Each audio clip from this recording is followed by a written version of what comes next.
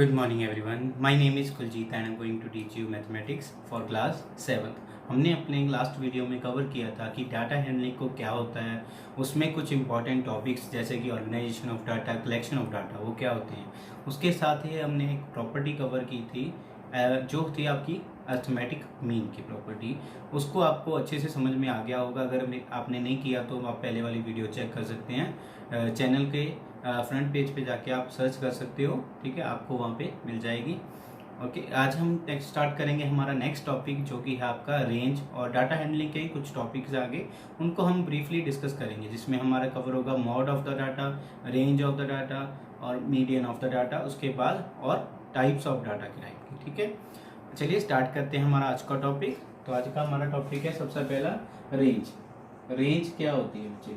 जो हमारे पास data given होता है, जैसे हमारे पास 2, 3, 5, 10, 15, 7, 8, ठीक है, 20, 50, इस टाइप का कोई डाटा आपको गिवन है। ठीक है, तो रेंज क्या हो जाएगी? रेंज होती है आपकी, range of the data is the highest value, उसमें से आपने सब्ट्रैक्ट करनी है लोएस्ट वैल्यू। ठीक है, हाईएस्ट वैल्यू में से अगर आपने लोएस्ट वैल्यू फाइंड आउट कर दी तो आपके पास क्या आ जाएगी? रेंज की वैल्यू आ जाएगी। हाईएस्ट वैल्यू इसमें से कौन सी है, चेक करो आप, 50। हाईएस्ट वैल्यू आपके पास 50 और लोएस्ट वैल्यू कितनी है? 2। तो आपका आंसर कितना आया है? 48। तो 48 क्या हो जाएगी आपकी? Range of the data. ठीक है, 48 क्या हो जाएगी? Range of the data. Clear? Range के साथ ही आप यहाँ पे कर सकते हो मॉड। अगर मैं यहाँ पे कुछ टर्म और ऐड कर दूँ, 10, 15, 10, 7, 8, 10, 30, 20, ये टर्म्स हमने कुछ ऐड कर दी, तो मॉड किसे कहते हैं? मॉड क्या हो जाएगा? मॉड होती है मोस्ट अकरिंग डिजिट। ठीक है, जो सबसे ज्यादा बार अकर होता है आपके जो डाटा की कलेक्शन है उसमें। ठीक है, डाटा की कलेक्शन में सबसे ज्यादा बार आने वाला जो डिजिट है उसको आप क्या बोलोगे? Mode of the data. अब यहाँ पे चेक करो, 2 कितने बार आ रहा है? एक बार ही आ रहा है। 3 भी 1 टाइम आ रहा है, 4 भी आपका 1 टाइम। 10 कितने बार आ गया? 1, 2, 3, 4 टाइम्स हम लिख सकते हैं, यहाँ पे साइड पे लिख रख सकते हैं। 15 1 2 टाइम्स आ चुका है। 7 1 2 टाइम्स आ चुका है। 8 1 2 ये भी 2 टाइम्स है। 20 भी 2 टाइम्स है। 50 1 टाइम्स है और 30 1 टाइम्स है। तो मतलब आपका जो 10 है, 10 आपका कितने बार आ चुका है? 4 टाइम्स। तो ये सबसे ज्यादा क्या हो गया? अकरिंग इवेंट हो गया। तो 10 क्या हो जाएगा आपका? Mod of the data. Clear? ये दो टॉपिक बहुत ही इजी हैं, बहुत ही स्कोरिंग भी हैं, range and mod of the data. ठीक है, इसके बाद आता है हमारे पास थर्ड जो टॉपिक है वो है आपका मीडियन। और हाँ, इसमें मॉड में हमारे पास और क्या है? लेट कर लो हमारे पास ये गिवन है, कुछ क्वांटिटीज है जो आपके पास डेटा इतना सा गिवन है। लेट कर लो इसमें मैंने आपको 100 टर्म्स दे दी। ठीक है, 100 डिजिट दे दिए। तो आप ये तो नहीं है कि 100 में चेक करने बैठोगे 1 बाय 1 सभी को। तो उसके लिए आप क्या कर सकते हो? उसके लिए आप एक टेबल बना सकते हो। ठीक है, यहाँ पे क्या हो जाएगा? डिजिट्स हो जाएंगे, यहाँ पे टैली मार्क्स, यहाँ पे फ्रीक्वेंसी। ठीक है, यहाँ पे डिजिट लिखो कौन कौन से हैं, कितनी बार रिपीट हो रहे हैं। यहाँ पे टैली मार्क्स उनकी लिखते रहो। ठीक है, ये टैली मार्क्स हो जाएगी आपकी, जितने टाइम्स हो जाएंगे आपकी। ठीक है, ये टैली मार्क्स होगी। तो यहाँ पे फ्रीक्वेंसी लिखोगी, जिसकी फ्रीक्वेंसी सबसे ज्यादा होगी, मोस्ट होगी, सबसे ज्यादा होगी, वो क्या हो जाएगा आपका? मॉड। ये किसके लिए है? अगर आपके पास डेटा की collection in the terms of 100 terms है या वो उससे ग्रेटर है, मतलब नंबर ऑफ टर्म्स हैं जिसको आप काउंटिंग नहीं कर रहे हो। ठीक है, काउंटिंग करने में दिक्कत आती है। अगर तो स्मॉल टर्म्स होंगी तो उसको इजीली आप कर सकते हो, बट अगर लार्ज टर्म हो गई तो उसको आप इस जो आपके पास टेबल है, टेबल की फॉर्म में आप इसको सॉल्व कर सकते हो। ठीक है बच्चे, इजी हो जाएगा आपके लिए मॉड फाइंड आउट करना। ठीक है, इसके बाद आता है हमारा थर्ड टॉपिक आज का, जो कि है मीडियन। ठीक है, जो कि आपका मीडियन। मीडियन क्या होता है बच्चे? लेट कर लो कि मैंने आपको, ये भी एक टाइप का एवरेज है। ठीक है, एवरेज ही है, बट एवरेज क्यों है? इसको हम कैसे यूज करेंगे? हमारे पास एवरेज के लिए तो मीन भी तो है, ठीक है, हम मीन भी तो यूज करते हैं, मॉड भी यूज करते हैं, है ना, मॉड भी तो यूज करते हैं। तो मीन के लिए लेट कर लो, मेरे पास कुछ टर्म्स लिखी हुई हैं 10, 15, 20, 7, 8 इस टाइप की, ठीक है। तो मैंने क्या किया, इनका मीन निकाल लिया, मेरे पास मीन आ गया, लेट कर लो मेरे पास मीन आया है 14, ठीक है। तो मैंने मीन के लेफ्ट साइड वाली टर्म देखो कितनी होगी 10। जो मीन होता है वो क्या करता है, इक्वल डिस्ट्रीब्यूशन करता है ना, इक्वल डिस्ट्रीब्यूशन करता है, ठीक है। इक्वल डिस्ट्रीब्यूशन का मतलब जितनी इसके लेफ्ट साइड की वैल्यू होती है उतनी ही हमारे पास राइट साइड पे वैल्यू होनी चाहिए, ठीक है। जितनी इसकी लेफ्ट साइड पे वैल्यू है उतनी ही आपकी राइट साइड पे वैल्यू होनी चाहिए। इक्वल डिस्ट्रीब्यूशन का मतलब ये है कि अगर आपके पास 4 वैल्यूज यहाँ पे हैं तो 4 ही वैल्यूज यहाँ पे होनी चाहिए, इक्वल में डिवाइड होनी चाहिए मीन के अकॉर्डिंग, ठीक है। मोड के अकॉर्डिंग भी आपका क्या है, ये डिस्ट्रीब्यूशन फॉलो होनी चाहिए। बट अगर मैंने एक ऐसी एग्जांपल ली है जिसमें आपका मॉड भी कंटिन्यू चल रहा है, ठीक है, मेरे पास क्या आ गया, लेट कर लिया मैंने पहले, मेरे पास मीन की वैल्यू 14 आ गई, ठीक है, मीन की वैल्यू 14 आ गई। तो जब मैंने चेक किया 14 के लेफ्ट साइड पे तो मेरे पास 7 टर्म्स हो गई, 14 के राइट साइड पे 10 टर्म्स हो गई, तो ये तो इक्वल डिस्ट्रीब्यूशन नहीं हुआ, ठीक है। मैंने एग्जांपल ही ऐसी सेट की थी कि जिसमें मेरे पास मीन कितना आ गया 14, और 14 के लेफ्ट साइड पे कितनी टर्म्स रहेगी मेरे पास 7, और 14 के राइट साइड पे कितनी टर्म्स रहेगी 10 टर्म्स, ठीक है। तो इससे क्या हो गया कि मेरे पास जो मीन की डेफिनेशन थी कि वो इक्वल डिस्ट्रीब्यूशन करता है दोनों नंबर्स के आसपास, तो वो यहाँ पे गलत हो गई। गलत क्यों हुई, जो हम पहले वाला मीन लेते थे वो तो एक कॉन्टिन्यू प्रोसेस होता था ना, कॉन्टिन्यू प्रोसेस होता था, उसकी वजह से क्या आ जाता था, मीन सेम टाइप का आ जाता था। बट अभी क्या ले लिया हमने, जो डिस्ट्रीब्यूशन ली थी वो डिफरेंट ले ली, ठीक है, वैल्यूज डिफरेंट डिफरेंट ले ली, कहीं पे इंक्रीज हो रही है कहीं पे डिक्रीज हो रही है, ठीक है। उसकी वजह से क्या हो गया, जो मीन लिया था उसमें कुछ वैल्यूज तो ज्यादा इस साइड चली गई, कुछ वैल्यू इस साइड चली गई, तो ये क्या हो गया, इक्वल डिस्ट्रीब्यूशन में डिवाइड नहीं हुआ। तो यहाँ पे आपका मीन का जो फॉर्मूला है वो अप्लाई नहीं होगा, ठीक है, वो अप्लाई नहीं होगा। रीजन क्या है, वही कि ये इक्वल डिस्ट्रीब्यूशन में डिवाइड नहीं हुआ, एक साइड ज्यादा टर्म हो गई एक साइड कम टर्म हो गई, और मीन के अकॉर्डिंग वो वैल्यूज क्या होनी चाहिए थी, इक्वल में डिवाइड होनी चाहिए थी। डिफरेंट कहाँ पे क्रिएट हुआ, जो हमने ये डिस्ट्रीब्यूशन ली थी, ठीक है, हमने डिस्ट्रीब्यूशन ही ऐसी कंसीडर कर ली जिसमें एक वैल्यू इंक्रीज हो रही है दूसरी वैल्यू डिक्रीज हो रही है, फिर इंक्रीज हो रही है फिर डिक्रीज हो रही है, उसकी वजह से क्या हो गया, डिस्ट्रीब्यूशन आपकी चेंज हो गई, ठीक है। और उसी वे में आपका मीन तो यहाँ पे अप्लाई नहीं हुआ, ठीक है। अगर मैंने मॉड फाइंड आउट किया, मॉड में भी मेरे पास यही कंसेप्ट रिपीट हो गया कि जिसमें एक साइड तो वैल्यूज ज्यादा होगी दूसरी साइड वैल्यूज कम होगी, तो आपका मॉड भी यहाँ पे अप्लाई नहीं होगा, ठीक है। तो उसके लिए हमने क्या किया, एक मेथड फाइंड आउट किया, कौन सा, जिसको हम मीडियन कहते हैं। मीडियन में हम क्या करते हैं, मीडियन में हम क्या करते हैं, सबसे पहले जो आपकी टर्म्स है, ठीक है, टर्म्स, उसको हम क्या लिखते हैं, असेंडिंग ऑर्डर में, असेंडिंग ऑर्डर में, ठीक है, या फिर आप कह सकते हो इंक्रीजिंग ऑर्डर में। असेंडिंग और इंक्रीजिंग ऑर्डर दोनों सेम है, ठीक है। असेंडिंग ऑर्डर मतलब सबसे छोटी वैल्यू पहले, उसके बाद बड़ी टर्म्स आपकी आती जाएंगी जो कि आपकी मीन में भी फॉलो करती है, ठीक है। असेंडिंग ऑर्डर में आने के बाद, ठीक है, आपके पास नंबर्स बन जाएंगे। यहाँ पे मीडियन क्या होगा, जो आपके पास टर्म्स हैं, आपको टर्म्स किस फॉर्म में दी जाएंगी, इस फॉर्म में, जैसे आपके पास 7 टर्म्स दे दी और टर्म्स, ठीक है। तो और टर्म्स में आप क्या करोगे, लेट कर लो ये 7 टर्म्स है आपके पास, 3 यहाँ पे 3 यहाँ पे, ठीक है, और 1 यहाँ पे 7। तो आपने क्या करना है, जो सारी टर्म्स दी हुई हैं उसमें से जो मिडिल वाली वैल्यूज है, ठीक है, 3 यहाँ पे लेफ्ट कर दी आपके पास, 3 यहाँ पे लेफ्ट कर दी, ठीक है, इक्वल डिस्ट्रीब्यूशन होगी दोनों साइड, तो जो मिड वाली वैल्यू रह जाएगी वो क्या हो जाएगी, आपकी मीडियन हो जाएगी, ठीक है। आपने क्या करना है, मीडियन फाइंड आउट करने के लिए जो भी आपके पास डेटा गिवन होगा उसको सबसे पहले असेंडिंग ऑर्डर में या डिसेंडिंग ऑर्डर, दोनों में से कोई भी ले सकते हो, ठीक है, असेंडिंग ऑर्डर या डिसेंडिंग ऑर्डर दोनों में से कोई भी ले सकते हो, इंक्रीजिंग ऑर्डर या डिक्रीजिंग ऑर्डर, ठीक है, दोनों में से कोई कंसीडर कर लो, ठीक है। इसके लिखने के बाद जब आपके पास टर्म्स होंगी आपने इक्वल डिस्ट्रीब्यूशन करनी है। जैसे अगर आपके पास 11 टर्म्स हैं तो आपने यहाँ पे 5 छोड़ देनी है, यहाँ पे 5 छोड़ देनी है, आपके पास जो मिडिल टर्म रह जाएगी वो क्या बन जाएगा, आपका मीडियन बन जाएगा। अभी के लिए आपके सिलेबस में क्या है, नंबर ऑफ टर्म्स कितनी रहेंगी, ऑड रहेंगी, ठीक है, नंबर ऑफ टर्म्स कितनी रहेंगी, ऑड रहेंगी। इवन टर्म्स का भी आपके कंसेप्ट में, सिलेबस में कंसेप्ट नहीं आया है, तो जस्ट आपने ऑड टर्म्स का ही सॉल्व करना है, ठीक है। ऑड टर्म के लिए क्या करोगे, जितनी टर्म्स आप लेफ्ट साइड पे छोड़ोगे उतनी टर्म्स आपने राइट साइड पे छोड़नी है, और मिडल में आपके पास एक टर्म रह जाएगी जो कि होगी आपकी मीडियन।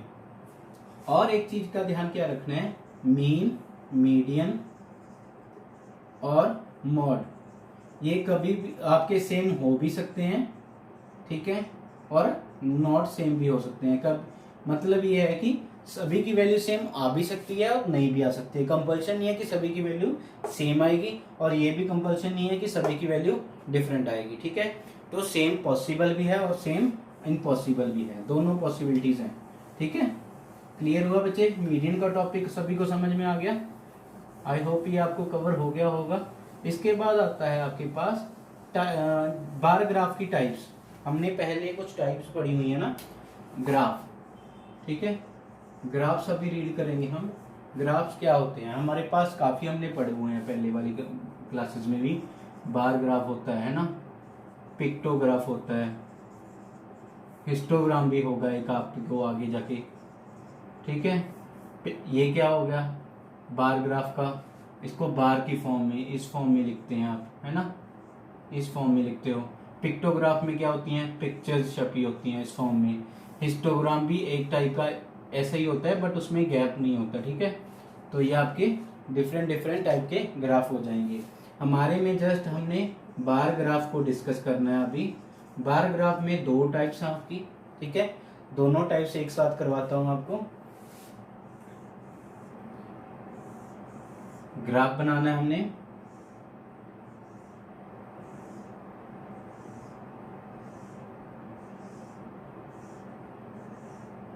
इस टाइप का आपके पास ग्राफ बन जाएगा,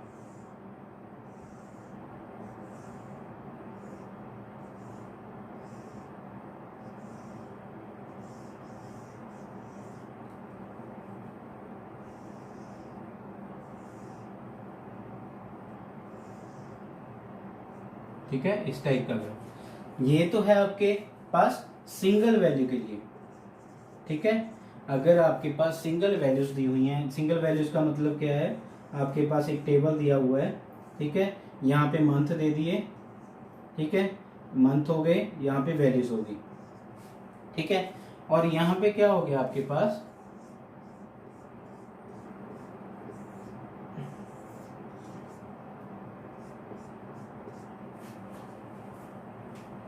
यहाँ पे क्या हो गया आपके पास, दो कंपनीज होगी C1 C2, वेट में,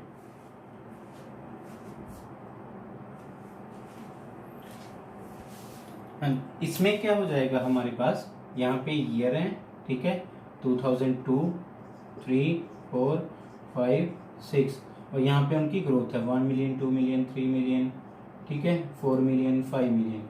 यहाँ पे इनकी 1 है, 3 है, 5 है, 7 है, इस फॉर्म में, ठीक है। मतलब यहाँ पे क्या है, आपके पास दो वैल्यूज आ जाएंगी, यहाँ आपके पास एक ही वैल्यू रहेगी, ठीक है, एक ही वैल्यू रहेगी यहाँ पे कंपेयर करने के लिए। यहाँ पे आपके पास दो वैल्यूज आ सकती हैं, ठीक है। इस टाइप का क्वेश्चन क्या रहेगा, आपके पास एक इस फॉर्म में टेबल दिया जाएगा, हमारे पास दिया जाएगा कि उस कंपनीज की ये वैल्यूज हैं, उसको आप रिप्रेजेंट करोगे बार ग्राफ के ऊपर, ठीक है। तो आप उसको इस फॉर्म में ड्रॉ कर सकते हो।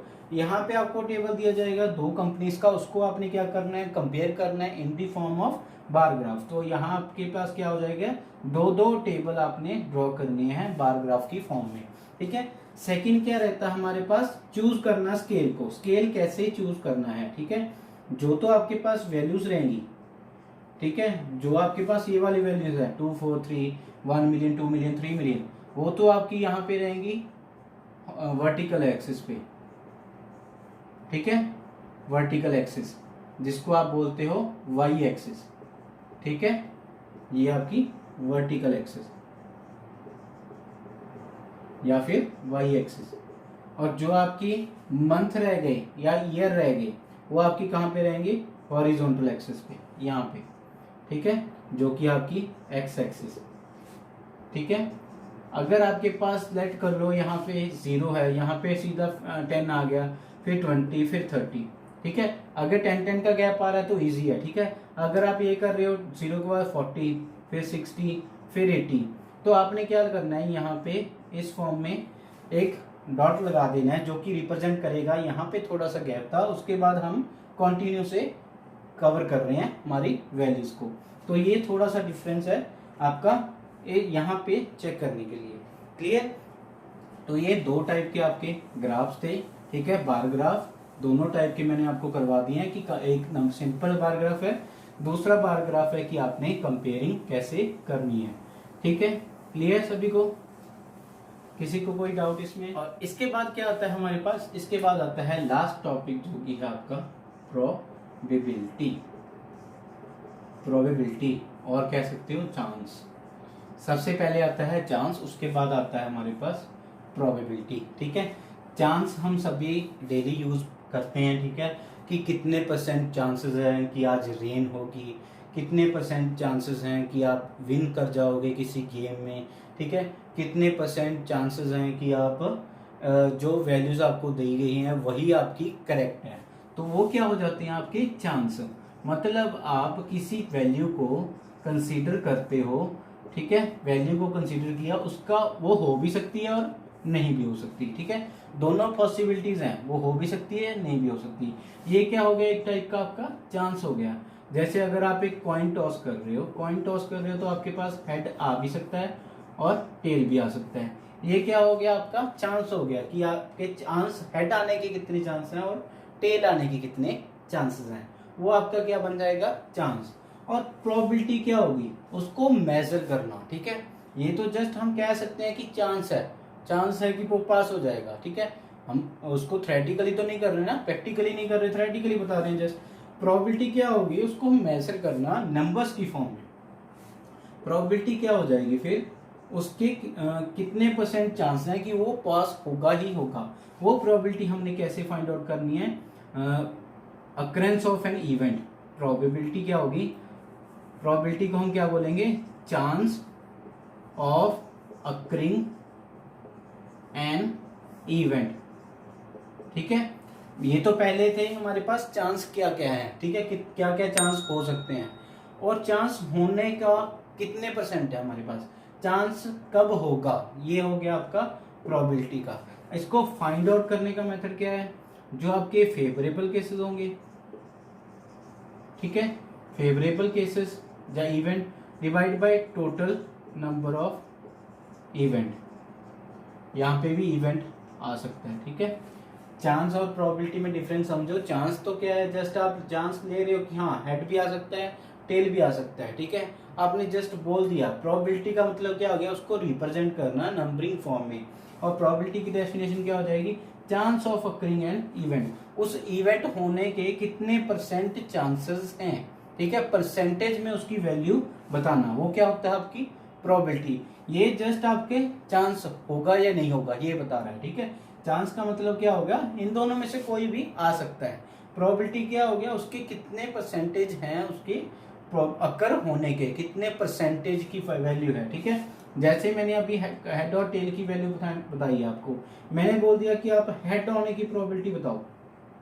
हेड कैसे आ सकता है, देखो, या तो हेड आएगा या टेल आएगा। तो हमारे पास क्या आना चाहिए, हेड।